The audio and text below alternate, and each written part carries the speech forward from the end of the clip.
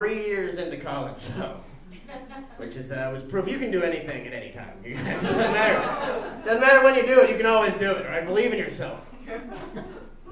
College taught me one thing, and that's you can always quit. It is never too late to quit, everybody. That's something you need to remember. This mic is still caught on this bench. Oh, look at that toss, huh? What am I, a fisherman or a comedian? Pick one. I did drop out of college. I don't know. You don't want to be the guy like, you can always quit, is what I'm trying to say. You know what I mean? You don't want to be the guy like 10 years into something and like, this is my art. And you're like, oh, that's terrible. Oh no, you should have quit 3 years in, buddy. This is not, feel a lot better. I'll tell you what. I don't know. I don't think we should, college means something different than it used to. You know, like, I don't think we should stop going to college. I just think we should stop going to good college, right? Like, college only exists for you to try cocaine and have sex with strangers. Right?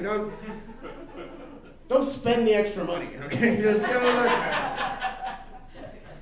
so to do that. A Motel 6 is still a place to sleep. You know what I mean?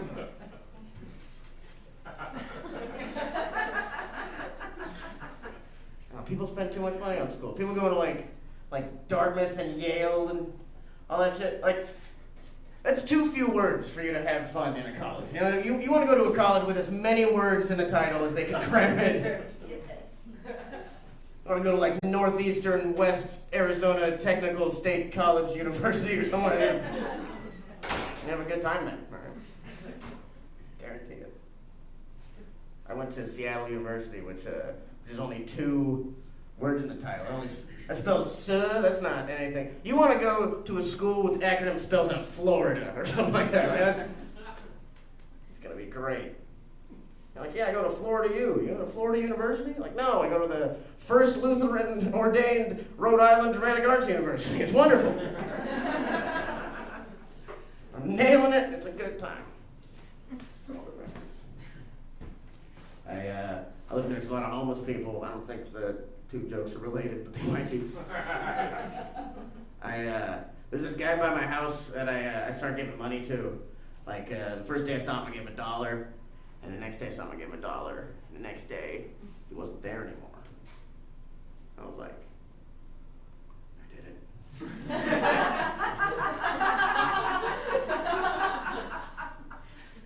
Lifted that man out of poverty. That was easy. $2, huh? That's all it takes? Yeah, that's same as a coffee. And so, not even as much as a coffee, you guys. Give to your local homeless people, all right? They're close.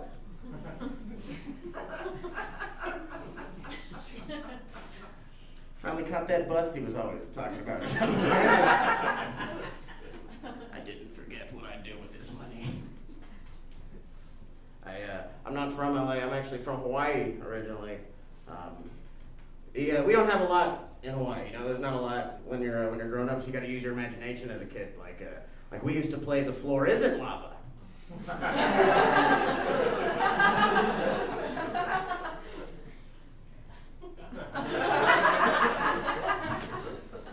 You guys have a Shark Week. Enough of those. No, if you guys haven't been to Hawaii, who here's been to Hawaii? I guess, first of all. Wow. Look at you guys. Austin, get down. Okay. If you guys haven't been to Hawaii, Hawaii is just if day drinking was a place. That's all it is. Yes. If you can't afford a trip to Hawaii, just get a bunch of Coors Light at 11 in the morning and just get a sun lamp. Mele Kalikimaka, dude. You're in Hawaii. You're gonna love it here. A lot of people when that volcano happened, they were like, "Hey, are you worried about your family in Hawaii?" And I said, "Of course not, right? Not because I'm not worried about like their safety, but do you know how dumb you gotta be to die from lava? You know how slow lava is? It's like lava is the oatmeal of natural disasters. It's the latest thing.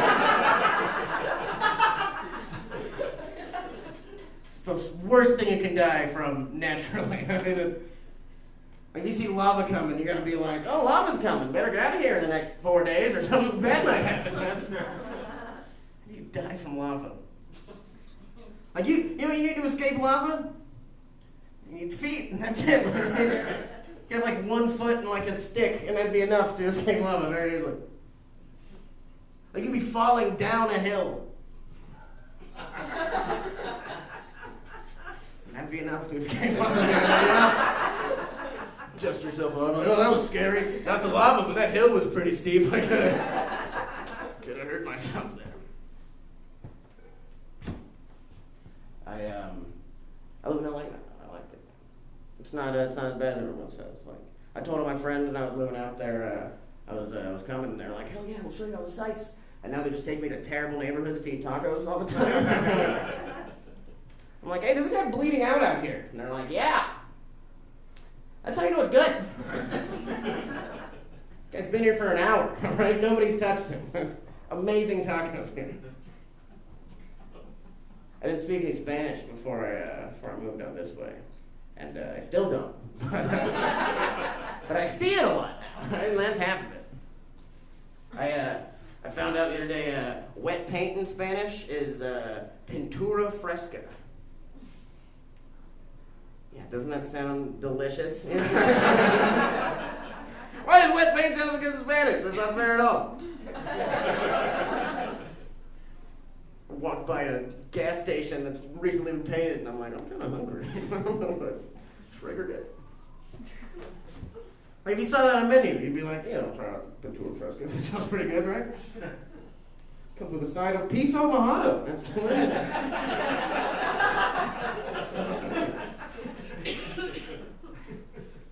So it's wet floor for you that don't speak Spanish.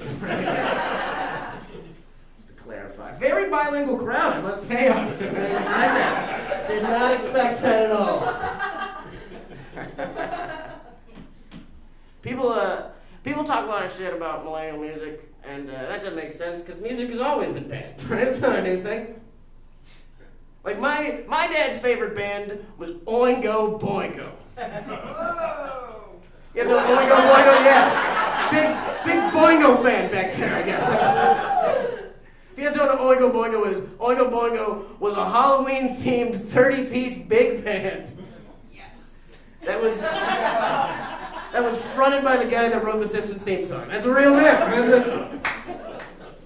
That's a real thing. People were like fucking stoked. Their big hit was a song called Weird Science. What? Weird Science was a theme song to a TV show. That's all it was. People would go to this concert and be like, man, I hope they play that theme song to that show. You know, it's weird. I kind of like when the show plays after the theme song. I don't know what all these other songs are. It's a bunch of bullshit. Where's Weird Science? If you don't believe me that they were a Halloween-themed band, their 3 big hits were Weird Science, Flesh and Blood, and Dead Man's Party. You know the lyrics to Dead Man's Party? Yes. Me too. And they go a little something like this. Walking with a dead, or all dressed up with nowhere to go, walking with a dead man over my shoulder. What the fuck is that song about? Doesn't make any sense. I don't know. And I like Uncle Boingo. I listened to Dead Man's Party on the way here in preparation to tell the jokes. It's a great song. And I'm not saying that we shouldn't listen to Uncle Boingo. I'm saying that you can give Lil Yachty a chance. That's what I mean. It's not that bad. We're doing okay. I was raised by lesbians, everybody. Yes, I am a hero. It wasn't easy making my mom gay, but I did it. A lot of hard work. It's not very different than being raised by straight people. It's the same thing. You know, like, no matter what, gay or straight, nobody deserves a step-parent.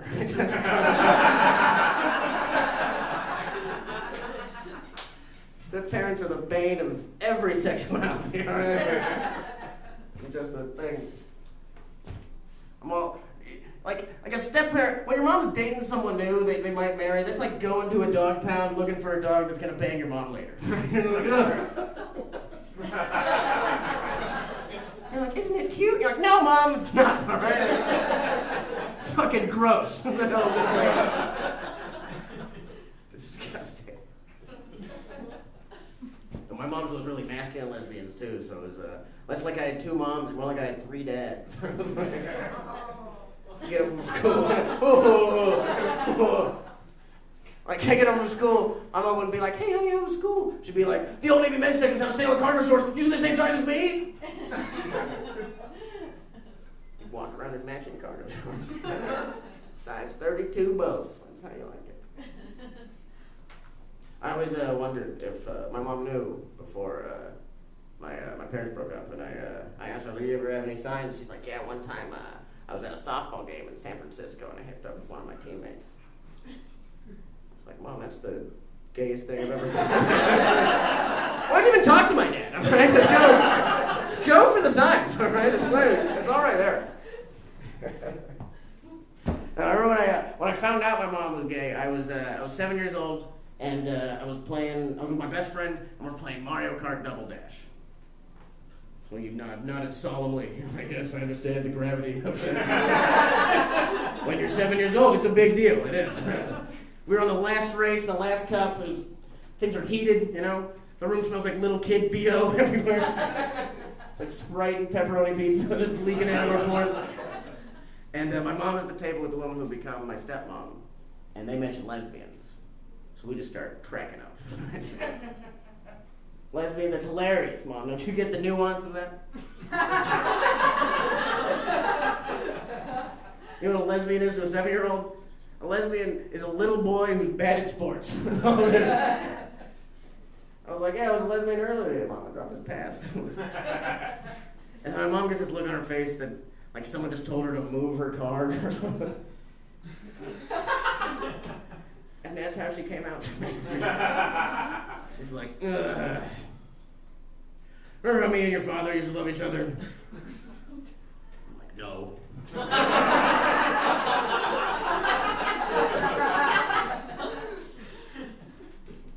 Like, me neither.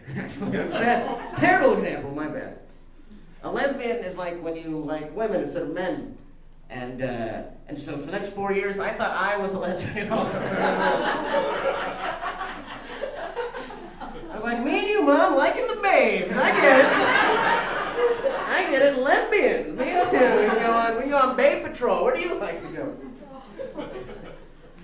But at the time, when I heard that people loved each other, it blew my mind. I was like, what? You know people that care about each other? Who do you know is a lesbian?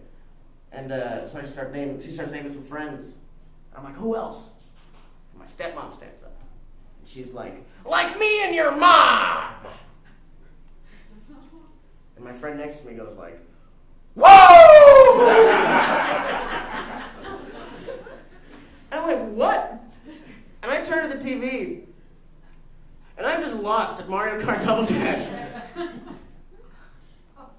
But it's all right? Because he can win at Mario Kart. But the Simon family wins Rainbow Road every night, right? Works a lot better with younger crowds. No Mario Kart jumps for a bunch of 30-year-olds? That's weird.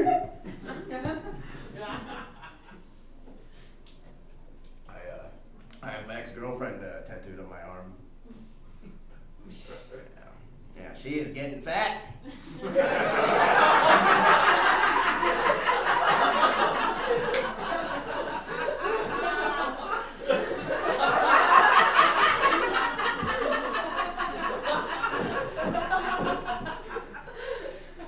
She's looking bad, man.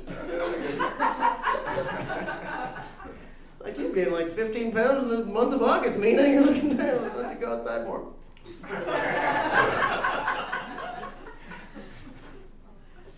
She used to have these sexy librarian glasses, right? So we used to role play, but neither of us had ever been to a library before. So. She was just like, books. Be quiet. That's not a toilet.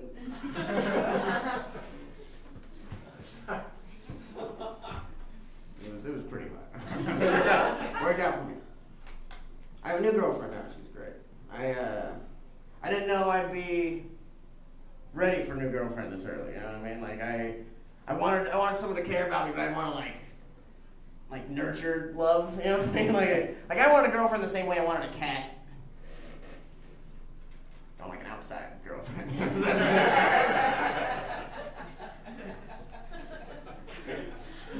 Right, you don't do all the girlfriend stuff, you don't have to break up with them, they just disappear.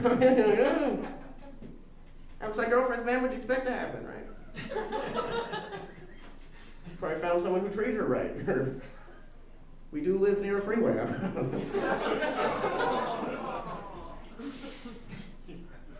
No, my girl's great though, she's awesome. I really care about her. She makes my life better in so many ways. Like the first way I noticed was I started to have towels by my bed instead of socks. It's a sign of a man in love, right there. You ever tried to bring socks to your girlfriend after you finish having sex? She's like, I'll fight you right here. I will kick your ass all over this room. You guys, I don't like robots. I really don't like robots. It's like, I know as robots start to become like people, I am going to be a huge robot bigot in the future. I'm going to be the poster child for robophobia, is what I'm saying. Like in the future, there's going to be like a robot walks into a bar, and I'm like, this fucking microwave. Are you kidding me? Never used to be like this in my town. Like, I want to be remembered like my kids are ashamed of their last name for generations. That kind of impact on robots in this generation. Like Robot Elite, that's what they'll call me or something like that. The real life John Connor, Willie Simon. Like I want people to pull down statues of me in hundreds of years. You know what I mean? Like that kind of. I know you know what I'm talking about, Texas. Like it's me with a hacksaw standing on a bunch of Roombas or something like that. Resist. And they pull it down, and all the people are like, you can't pull that down, that's our heritage. And all the robots are like, your heritage is hate.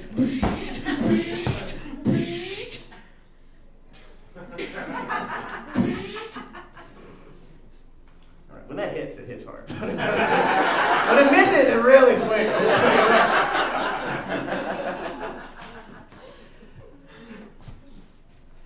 I kind of want to be like remembered like an old Disney cartoon. You know what I mean? Like that.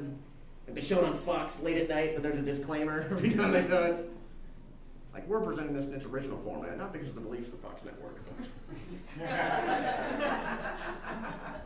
Because it'd be wrong to present it in any other way. And it's just me like beep boop beep. That's gonna be racist one day. Be white girls in the future, you're going to be like, beep, boop, beep, and they're going to be like, hey, you can't say that, okay? Listen, I'm dating a robot, so I think I know what I'm talking about. It's very robophobic. I don't like that.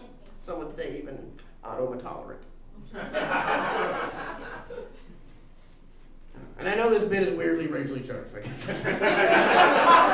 let it out, it's fine, I get it, I totally get it.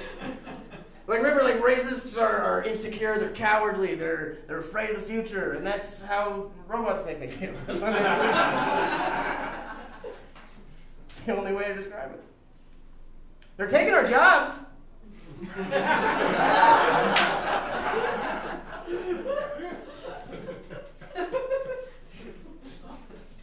It's the oldest racist thing you can say. It's spot on, it has to be. It's like next time I'm at McDonald's and I see those kiosks that take your order, I'm like, go back to San Francisco, right? That's you goddamn microwave. Hey, you guys have been awesome. Thank you so much. I'm really